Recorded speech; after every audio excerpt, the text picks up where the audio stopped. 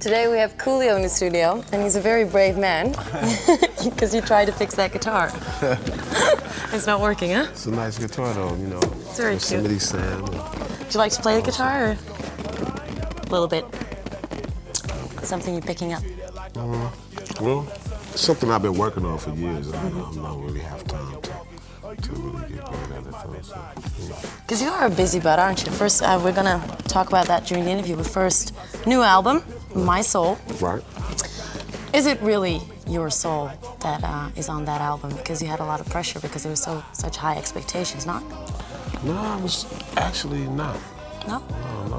No real pressure. I mean, if you allow a pressure to be applied to yourself, if you listen to the things that people are saying to you sometimes when they're trying to pressure you, the only person that can really pressure you is yourself. Yeah, true. You know? I'm hard on myself anyway. So it was no real extra pressure, you know, it was the same old pressure that I have anytime I'm making a new album, So it is really your soul. Exactly. And here in Holland, we got the first single off it. Exactly. See you when you get there. And what I noticed was it's a little bit smoother, a little bit softer. Is that just me? Or? Well, I think it's more soulful. Yeah? If you want to call it that. I think it's a lot more universal and it's a lot more of a worldwide sound than versus just a regular hip hop sound. Mm-hmm. It's different than that. So that's also the name My Soul. There's a little bit Exactly. more into that. Okay, we got that straight. And you did a lot of things for soundtracks, because See You When You Get There comes from a movie. Of course, Gangsta's Paradise. Yeah. Is there a special reason to it that people ask you want to do that, or? Well, so far I've done pretty well on most of the soundtracks I've done. Even maybe a movie that you didn't hear about, it was called Eddie. No, and it starred Whoopi Goldberg. Really? Yeah, and I did a soundtrack for that. The movie didn't do well, but the single went gold. So it's just kind of funny, you know. I mean, I've done a few soundtracks. I did the Jerky Boys, and me and the 40 Thieves did that. Because that's really working out for you, because they're all very big hits. I've been pretty consistent. It's almost like they're asking you to write a song to make sure it's a success, almost. Well, That must be a great honor.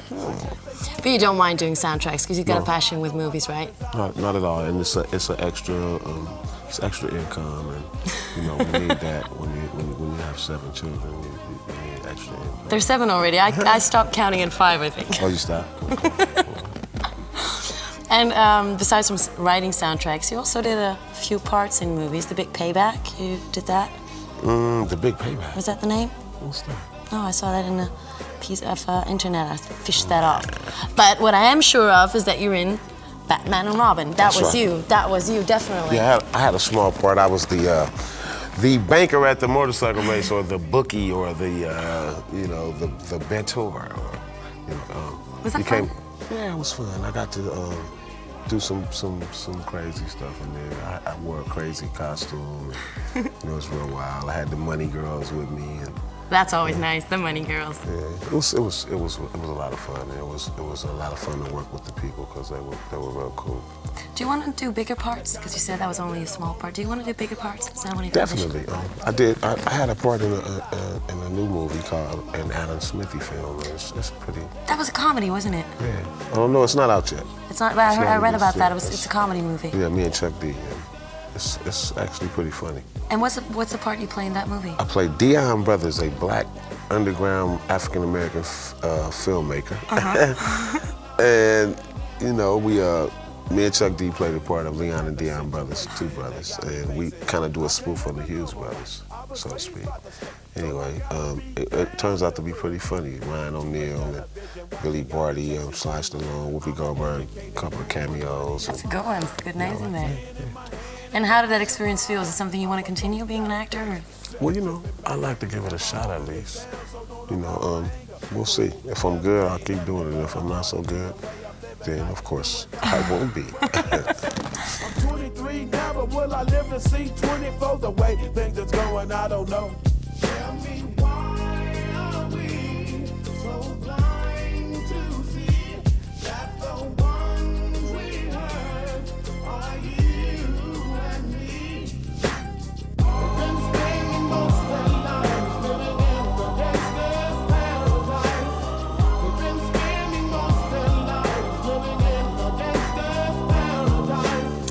So that's the movies, but you got a lot more ambitions, because I also heard you wanted to go and write. What is that? Well, I'm talking about when I retire, you know, writing. You know, maybe write some science fiction, some fantasy type stuff, because I read a lot of that. You know, it's escapism. That will be fun, though. You have to go let me know when that book comes out, because I really want to read it. Definitely, okay. Well, Definitely read it. You'll probably have 5 or 6 children by then. But right now, new album's out. How does your year look? You're going to tour? Touring in Europe during the months of October, November, and December. And after that? And then I'm back to the States, maybe to do a 10-city tour, maybe. The touring business is not doing too well in the States right now. No? No, it's not. Do you mind that? Do you like touring? Yeah, I like touring well. You know, it keeps you away from your family, but it's fun. You know, you get to see the world and you make pretty decent. Shit. So, And that's it's not no. No, it's not? Okay. Plus, I like to perform. You like to perform? See, yeah, that's another one of my escapes. You know, when I'm on stage, it's like, you know, it's like being in another place almost. The energy that you receive from the crowd, I just feed on it. It's like being a energy collecting dynamo type process machine. I'm some type of robotic rap android, and I'm receiving energy from the electricity and the micro electrons in the air, you know. If I would feel that, I would go on stage, definitely.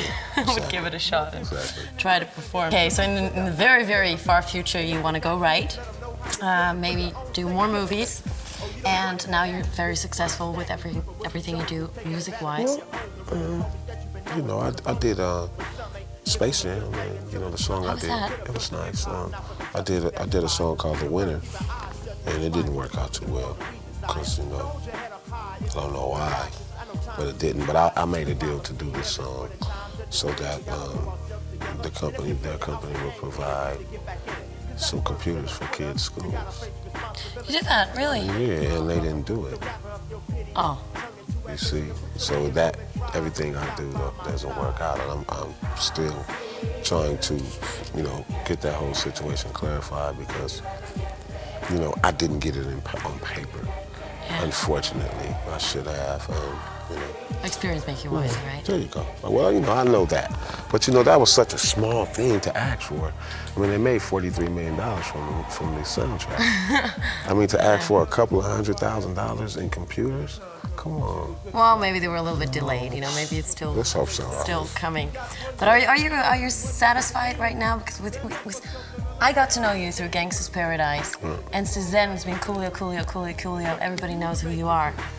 Is this what you went out to do? Was that?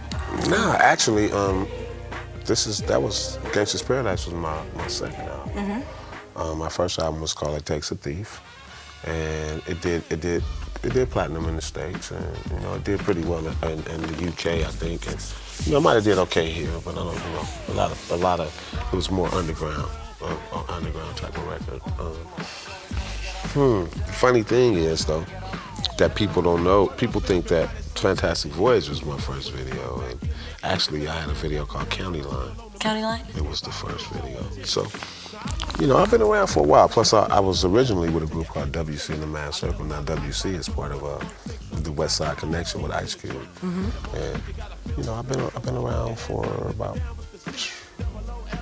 18 years. That's a long time. Yeah. So, but now you're getting a big thing, I must imagine. Well, you know, I worked hard, and, you know, I'm not going to say I don't deserve it. You know, I don't deserve to be able to sell records, but I rap because I like to rap, and the day that I don't like to rap, I don't care how many records I'm selling, I quit. I can imagine, because if you're in it already for 18 years, I think you need that drive. Well, no, it's not only that.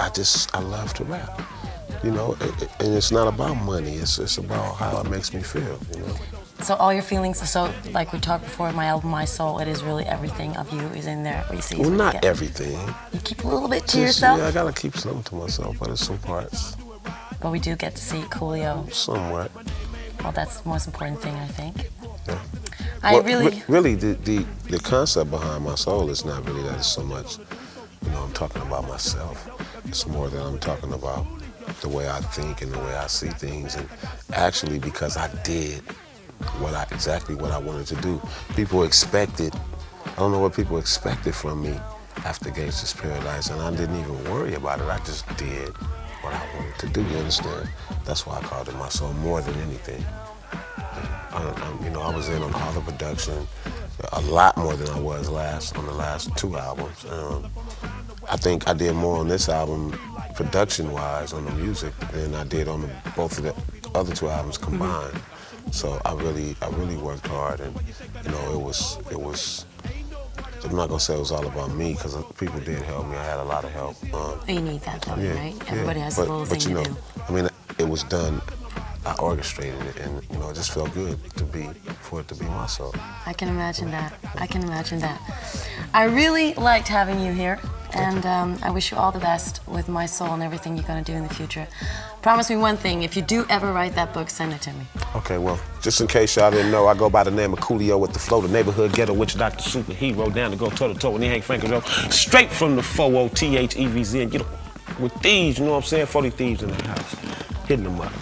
That's right. Coolio.